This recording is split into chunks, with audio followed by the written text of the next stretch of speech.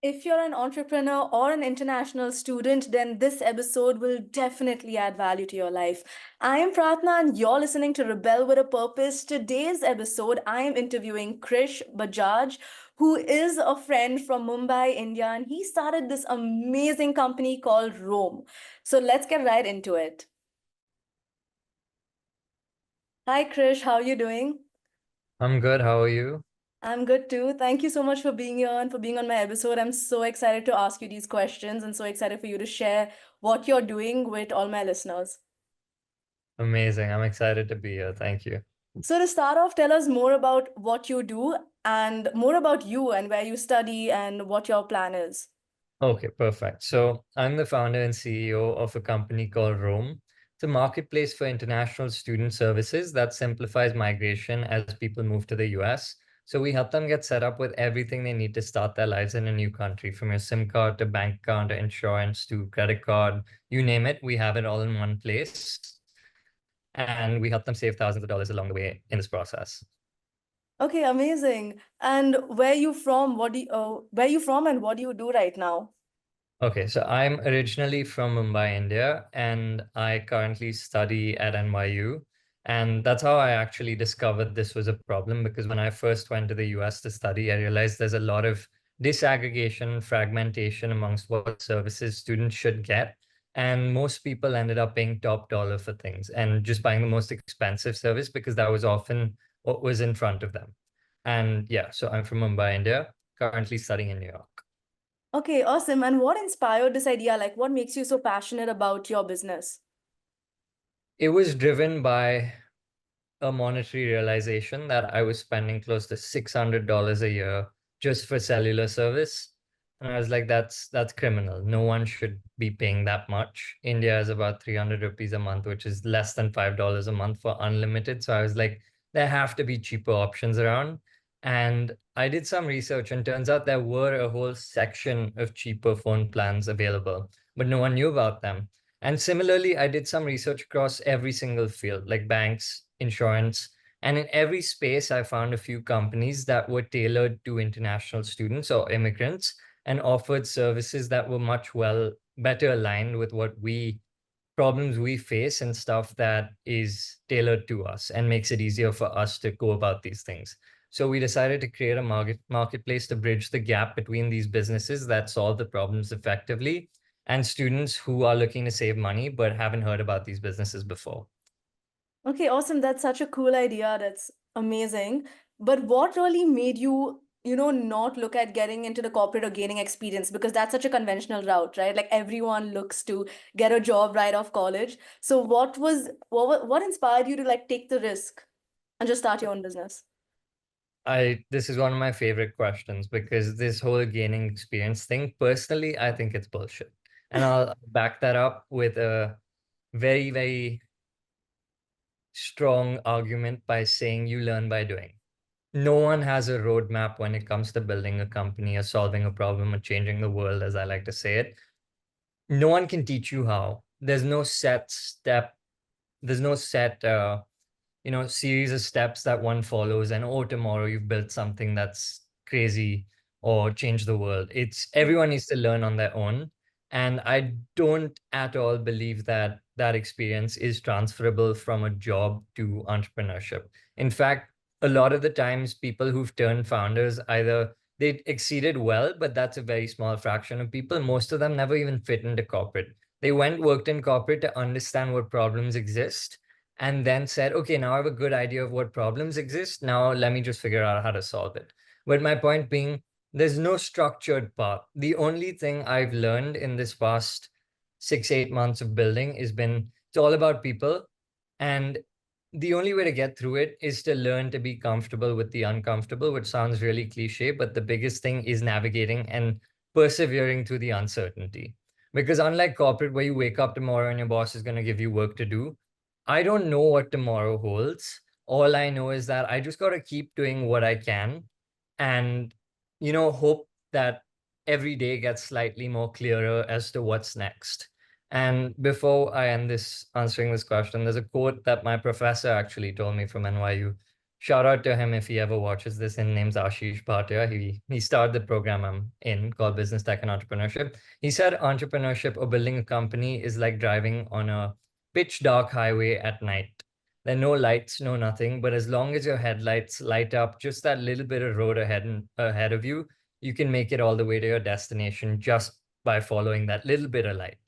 And I look at it the same way. As long as I know what's next, immediately next, or maybe up till next week, I'm not stressed because okay, I can make it all the way. Okay, amazing. Yeah, I was just going to ask you, like, how do you deal with that uncertainty? But you've answered that in this question. So that's amazing. And I know you have a team. So I want to ask you, like, how did you start building this team of people? How did you know who to hire? Very interesting question. Uh, so I strongly believe you attract what you are, not what you want to be. Mm, And I guess touch wood, I got a bit lucky, but a lot of the people they actually found me, if I can say that. And when I say that, I mean we just happen to be talking, or people happen to just strike up a conversation about what I was doing at the time. And Rome didn't exist per se, it was just an idea. But somehow I came across those people that helped me build it today.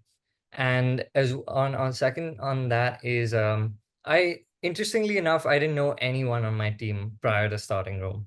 Everyone was either inbound or I found them. I don't even know how. Honestly, it was kind of like serendipitous because it's like when you put out these vibes into the world saying, okay, this is what I'm going to do, this is my vision, this is the plan, and you announce it, you start vibrating with these energies that resonate with people who see eye to eye with you. And somehow they just gravitate towards you and you gravitate towards them. And then when you meet, it's like, how do I decide? It's a gut instinct. It's like, is this the person? Can you mm, see? I look for only three things anytime I choose someone to work with: it's hunger, it's focus, and willingness to learn. I believe if an individual has those three things, there's absolutely nothing they can't overcome or grow into. Okay, amazing. So I love how you spoke about energy and you spoke about the vibration because that's all about what I do too. So did you put it, how did you put it out there? Like when you made this decision that this is what I want to do, this is my vision, how did you put it out there? How did people know that this is your vision? How did people get to know about this and vibrate on that level or be attracted to your energy? You literally just put it out there. I posted on LinkedIn saying, hey, I've started this. And Yeah. I feel like you speak so much into existence. That's why it's called spelling. Like you literally spell something Yeah. into existence. Yeah. And when you say it, your subconscious or your unconscious mind doesn't know the difference. It's this conscious bit of the head, the prefrontal cortex, that's responsible for emotional thought, that makes reality such an interesting place to live in, because internally subconscious and your unconscious mind, they don't know the difference between what reality is and what you're thinking, which is why sometimes perception, the way you perceive the world to be, is how reality displays itself to you. So literally by just saying it, going around telling people, hey, this is what I'm building, this is what we've done so far. And as you know, how do I say this? You just have to fake it till you make it at some point. Like everything is somewhat of a game of leverage when it comes to just starting out. Because there's something called a cold start problem where you need something to push something else. Like you need these forces to align, and it's often like a chicken and the egg issue. So just by saying, okay, this is what's already done, even if it's not, so when building the marketplace, I'll give you an example. No one knows this, so I don't know if I should be saying it, but anyways, we went to partners and said, hey, we have 1,000 students on our platform or on our Instagram, and we had none. And we went to students and said, hey, we have 3 or 4 partners, when we had none. But just the belief that we're not too far from actually getting those 1,000 students or getting those 4 or 5 partners, in a matter of a week, we had both. And I was just like, okay, so everyone who says fake it till you make it, they really mean that. Like you do have to fake it till you make it, but you need to be working on making it while you're faking it. Otherwise, it all goes to shit. So Yeah. yeah. Okay, super well said. Yeah, I love that. And the goes back to whole speaking into existence, right? Yeah, okay, amazing. Now, going back to building your team, what are some effective practices you use to manage your team and to manage people, basically? I love that question. That's actually one of my favorite topics to keep learning and growing with is how do you understand people better? Because I believe any process that you create for your team eventually comes back to how well or how much space you've given them to feel welcome. And as a leader, my number one role is to number one, find the people who I believe can do and are capable of great things. And two is create a safe space for them to see how unique and special they are. And I do that through a couple of ways. So at Rome, we have this concept called win the day, where at the beginning of every single day, our team, everyone on the team needs to put out three things that they need to accomplish to stop working for that day. And how they set these three things are based on the week-long goals that we've given them. So we don't micromanage at all. We say by the end of the week, we need these three things done, or this is the plan, and you go about it however you please. So I tell them to keep those every day when they set those three things. I say, just keep this one thing in mind. Each, when you set that win the day for yourself, it should not be too easy where you're done in half an hour. It shouldn't be crazy hard where you're working 16 hours a day. It should be something that challenges you and keeps you in the growth zone. And to me, the growth zone is between this level of, oh, shoot, this is difficult to achieve, to, holy shit, this is near impossible. As long as you set those three things within that zone, I Hmm. call that the growth zone. You're constantly pushing yourself just enough without burning out and without feeling too comfortable. And every single day, as long as you set those three things, you're like, okay, you're constantly moving in this forward momentum cycle. And because everyone can see and it's called win the day, there's this psychological concept that says if you win the day, if you win enough days, you win the week. If you win enough weeks, you win the month. If you win enough months, you win the year, and subsequently, if you win enough years, you win at life. So it all starts with the smallest unit, win the day. That's why we don't call it a to-do list. We call it win the day. Hmm. And for to give people more visibility into how they feel, because I'm big on you can only do good if you feel good. So that's another practice we have wherein this is optional. Not everyone does it, but I tell them to color code their calendar as per their energy levels. So any task that gives them energy or they feel energized after, make that green. Any task that's just neutral, whether it's just work, it's got to be done, make that yellow. Any task that you know you're going to be drained after, if it's heavily mentally straining or you have to speak to some people that you really don't want to, but you have to, that's red. Hmm. And as long as you can balance the red, yellow, and green on your calendar, you have a very good indicator as to how you'll feel at the end of a specific day or the specific week. And based on that, it ties into win the day. So you have a very good idea of exactly how you're feeling. The team knows what you're doing. We have good visibility, and everyone feels motivated to work towards whatever it is we're working towards. Hmm. I love both the ideas, especially the whole color coding one, because I'm a person of colors. And when I look at my calendar, like I have colors for my different tasks, different categories of what I'm doing. So I really, really liked that one. So, what would you say is your long-term vision for Rome? Because now we're speaking about, you spoke about how like win the days based on just that 1% every single day to achieve this long-term vision. What is the long-term plan? Mhm.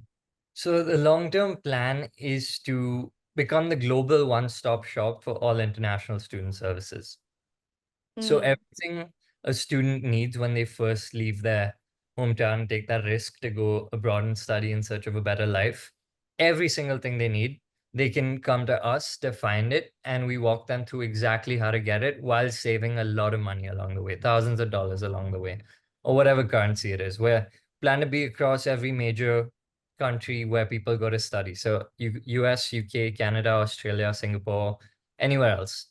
And beyond that, once we have the marketplace in place, I like to refer to it as the Amazon for international student services. But beyond that, we plan to vertically integrate into the housing vertical specifically, because as far as we've seen, there are very good solutions for each and every problem out there, except student housing. Today, you ask any international student what their biggest problem is, before you even complete your sentence, the first thing that comes out of their mouth is student housing. So we believe we have a viable solution for that we will execute upon at a later date, hopefully in a year or so. maybe sooner than that. And yeah, that's the plan. So create the entire bridge, connect all the students to all these businesses that solve problems effectively. And we ourselves will solve for student housing, which will also be through the marketplace, but we'll create a very holistic solution to the problems that exist today. Okay, and when you say global, it's expanding it through all the cities, all the countries in the world eventually. Every single place. Okay, amazing. So, hearing you speak and how much ever I know about you, I see you as a visionary. Okay, so that leads to my next question. How do you have so much faith in like this becoming a success? Like how you, whenever I hear you talk, whenever I talk to you, ask you any questions, there's this confidence about you. So let's talk about you now. Where does that come from? I mean, first of all, thank you. Um, I would say it's just tomorrow doesn't exist. There's no definite reality. When you realize that a lot of what you do is dependent on the processes you have in your life and the habits you choose to form and the decisions you take, and these are all micro actions that lead to major outcomes over a period of time, you start to see how much control you have over your life. And time and again, whether it's been in the gym, whether it's been academically, whether it's been socially, I've proven to myself and gathered enough primary evidence that I am capable of achieving anything I put my mind to, without a doubt. So, no matter how uncertain it may seem at that moment, I look back and I have plenty of examples for myself, to myself, that show me that, okay, you really don't have to stress because Hmm. this is just one of those things that you'll turn back tomorrow and look at and go like, oh, that's what you were stressed about. So I don't see it as an if. I never look at stuff as an if. I say I'm determined to achieve this outcome. It's more of a when and a how I find my way there. So I find that point in the future that I can envision clearly enough.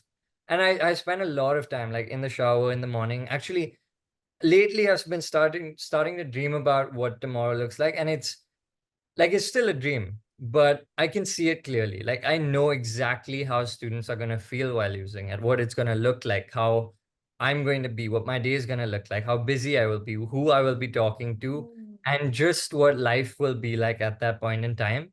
And then I look at it as a definite future that already exists. My tomorrow self lives and wakes up in that bed, in that house, in that space, in that office.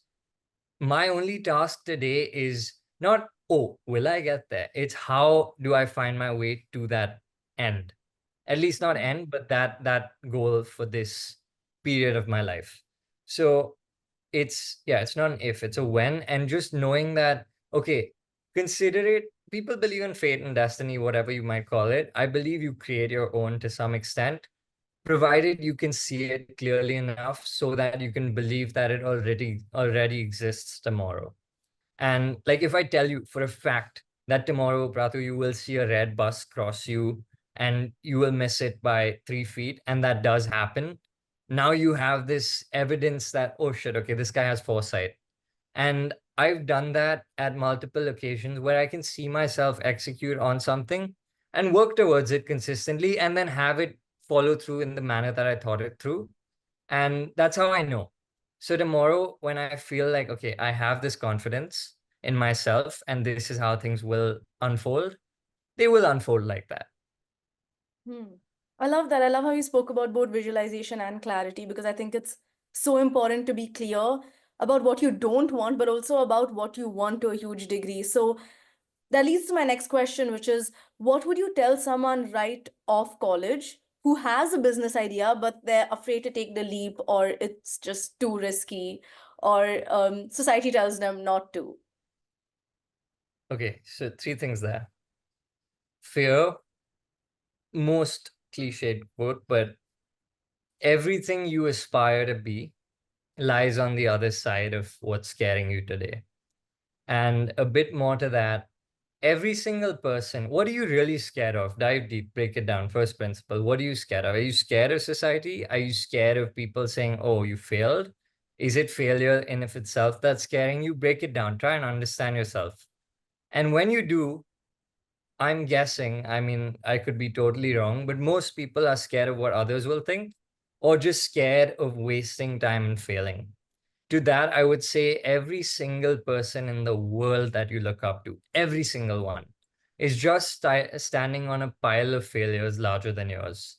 But they weren't afraid to try again. They weren't afraid to put themselves out there and experiment because if I'm being honest, no one knows what they're doing.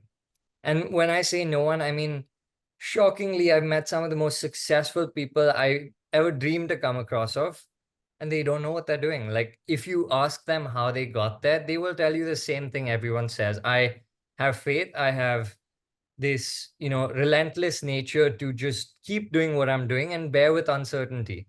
And then when you look back, you've driven so far along that dark highway, and all of a sudden it's all lit behind you, and you're like, oh, that's how I did it. So there's no one path. Every road is different. I would just say do it because there's nothing stronger. There's this really cool concept, actually. Shout out to the same professor. The first day at NYU, I'm in this major called Business Tech and Entrepreneurship, and the major began with our batch. So on the first day, we were kind of like the guinea pigs. They were testing classes on us, we were giving them feedback. And the first thing they taught us was this concept called affordable loss, wherein no matter what you do, you're still better off than you were if you didn't try or than you were the day before. Reason being, next, if you fail and start again, you're not starting from zero, you're starting from experience. And starting from experience statistically improves your odds of success the next time around. And that also ties into this very uh, other interesting concept called The Power of One More by this dude called Ed Milet. If you're into the whole inspiration, motivation space, you should definitely listen to his stuff. And he says you're at any given point, you're one more away from changing your life. That could be one conversation, one more rep, one more mile, one more. You never know who you're going to meet. You never know who you're going to come across, who you're going to talk to. You know, every single day you try something new or one more challenge you face, you might come across a realization that completely changes your life. And to me, that's actually how I met one of my co founders. I said, I'd gone for 4 or 5 networking events that month itself. And I was like, okay, let me go for one more. Last one. I said, I'm not going to go after this. I don't care what's next. And that's where I met my CTO at that event. And it was just like, oh, well, you never know what the next one that'll change your life is. So just keep going. And if you want to start, just start. Like, I know it sounds simpler, easier said than done, but the sooner you realize that no one's actually looking at you, absolutely no one's looking at you, there's no attention on you, you're not the center of focus, even though the world, you make yourself feel that way, you realize that you have so much more freedom to just do what you want. And case in point, I said we were going to launch our marketplace on 18th, which was this Monday. Yes, we missed that deadline. Yes, I announced it in public, but we're much further along with the marketplace and ready to launch today than we would have been had I not made that bold claim. And the fact that I'm saying this right now means no one has actually noticed that we haven't launched the marketplace, even though it's been 4 days since I said we would. Yeah. So it really doesn't matter because no one's really looking at you. Until you've made it and you're at that point where all eyes are on you, you're free to do whatever you want. And I'd say that's the biggest privilege you have. Just do it because there's no one looking at you. Yeah. Dude, that's so well said because that's so true even for my business. Like, I completely agree with what you said. But making a public announcement is so helpful just to give you that, like, it's basically having skin in the game when you've told the world or when you've told people, right? But yeah, 100. super well 100. said. Last question, because we spoke about like people having these fears, okay? What if someone right off college, they don't have any real limiting beliefs that's holding them back, but rather they just don't know how to start, like they don't know where to start. So what would you tell them? Understand people.